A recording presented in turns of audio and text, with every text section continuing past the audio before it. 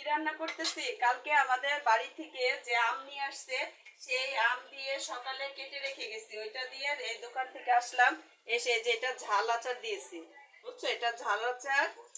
আর এখানে দিতেছি আমি সকালে কেটে সিলকা এবং চিনি দিয়ে ভিজিয়ে রেখে গেছি, এখন সেটাকে আমি এই যে মুরব্বার মতো করে ঝাল মিষ্টি টক আচার দিতেছি।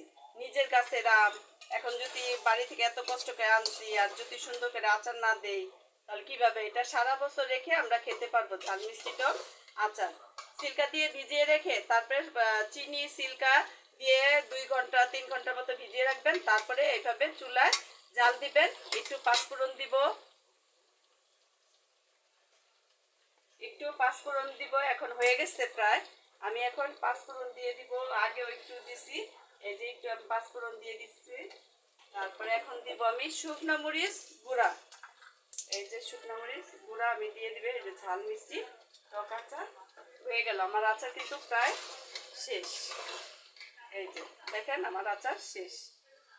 এই এখন এটা নামিয়ে কেউ খাবে, আর বাকিটা আমি ঠান্ডা করে ফ্রিজে অথবা বাটিতে ভরে রেখে দিব, বাটি কিংবা বয়মে। এই আল্লাহ হাফেজ।